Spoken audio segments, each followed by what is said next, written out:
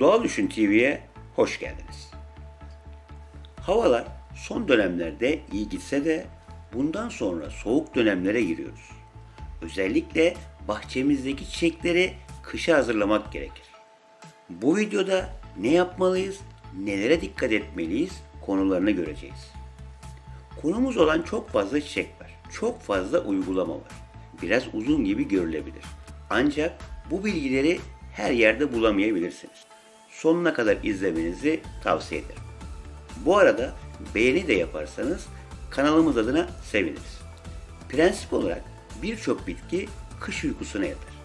Ancak bunların bazılarını satın almış olabilirsiniz ki sel ortamında yetiştirilir bunlar ve ağırlıklı olarak sıcak ülkelerden getirilmiştir. Bu nedenle fizyolojik olarak kış uykusuna yatmayabilir. Mesela Naifofya fener çiçeği diye adlandırdığımız bu çiçek hala çiçek açıyor. Ancak unutmayalım, Afrika'nın yerlisidir. Bu nedenle kışın açıkta tutmak pek mümkün değildir. Ama çalışıyoruz ve bunu başarıyoruz. Naifofya yaprak dökmeyen bir bitkidir. Bu nedenle yaprakların kesilmesi değil, bir demet halinde toplanmasını tavsiye ederim. Bazı yerlerde toprak hizasından kesilmesi bilgisi vardır. Ancak siz buna pek rağbet etmeyin. Fazla nemin ortaya nüfuz etmemesi için toplayacağız ve ortası kalacak şekilde bağlayacağız. Etrafını turba veya leonardit ile malçlayacağız. Turba toprak pH'ını düşürür ancak leonardit nötralize eder. Her ikisini de kullanabilirsiniz. Yaz aylarında etrafına koyu renkli çakıl taşları veya koyu renkli granit taşların döşenmesini tavsiye ederim. Bunlar gündüz ısı biriktirir ve ardından geceleri ısı verir. Aynı şekilde sonbahar döneminde de ısı biriktirirler ve bitki mümkün olduğu kadar uzun süre güçlü ve çiçekli bir durumda kalır. Üst kısmı doğal malzemelerle sarabiliriz. Ancak nemlenme olmaması adına havalandırma için delikler bırakmak zorundasınız. İlkbaharda önce sardığımız malzemeyi çıkarırız, ardından bitkiyi bir süre bu şekilde bırakırız ve ısı yükselince ipleri keseriz. Kış ortancası da denilen bergenya gibi kışı yapraklı geçiren bitkiler veya yaprakları sert olan ve kış için kendini saklayabilen diğer yaprak döken bitkiler kesilmemeli ve örtülmemelidir. Dokusu nedeniyle karın altında kök sisteminin donmasına izin vermeyecek bir hava boşluğu oluşturacaktır. Bu bitkiler stabildir ve kök sisteminin kışın çalışması nedeniyle korunurlar ve onlara hiçbir şey yapılmasına gerek yoktur. Yıldız çiçeği ve kana gibi yumrulu, rizomlu bitkiler hiçbir şekilde kışlamayan bitkilerdir. Ne kadar örterseniz örtün, kışın çok soğuk olan iklimlerde yaşayamazlar. Bunlar sıcağı çok seven bitkilerdir. Şakayık, gündüz zambağı, nergis ve lale gibi birçok bitki yetişkinlikte kışı iyi tolere ediyor gibi görünmektedir. Ancak bitki gençse o zaman en azından hafifçe malçlamalıyız. Bu işlem daha güvenilir olacaktır. Gelelim güllere. Genel olarak gül gibi nispeten dona dayanıklı olanlar için herhangi bir önlem almaya gerek yoktur. Çünkü -3, -5 dereceye kadar olan ilk donlar bu ürüne zarar vermez. Hala kapalı tomurcukların açmaya bile devam ettiğini görebilirsiniz.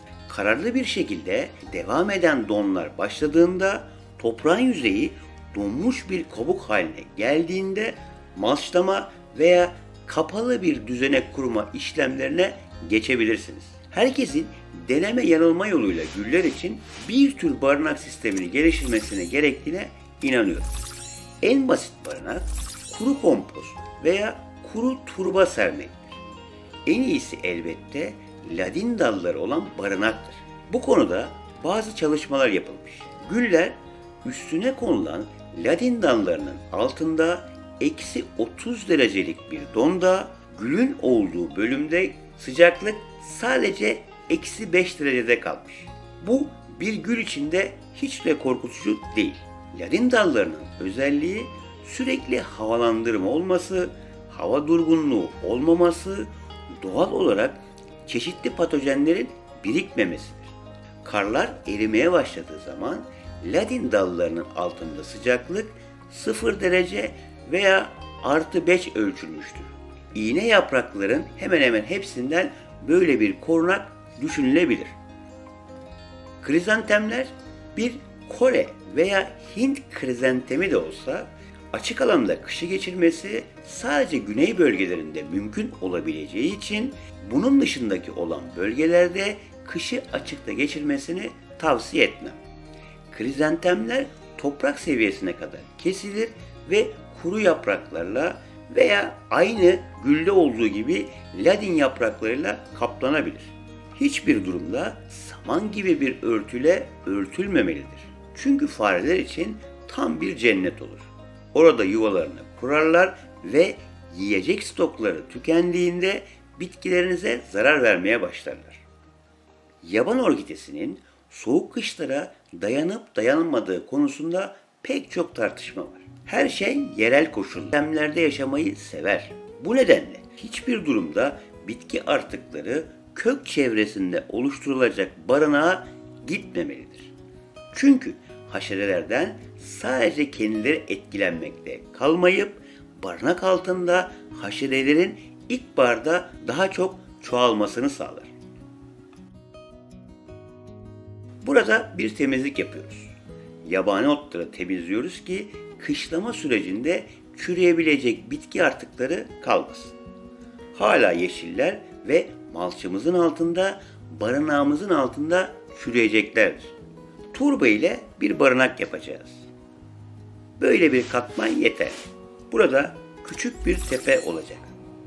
Bunu yapmak için bu tarz bir plastik sebze kasasını ters çevirebilir veya telden, çubuklardan veya başka malzemelerden bir tür çerçeve yapabilir, spin bond veya diğer malzemelerle kaplayabilir veya üstünü bir naylon ile kapatabilirsiniz. Biz bir kasa ile örtüyoruz. Rüzgarın onu uçurmaması için üzerine bir taş koyabilirsiniz. Ancak üzerini naylon ile kaplarsanız oluşacak sera etkisi nemin de etkili olmasıyla birlikte içeride istenmeyen bir ortam oluşturabilir ve altında çiçek çürüyebilir. Kasanın sadece üzerine naylon koyabiliriz.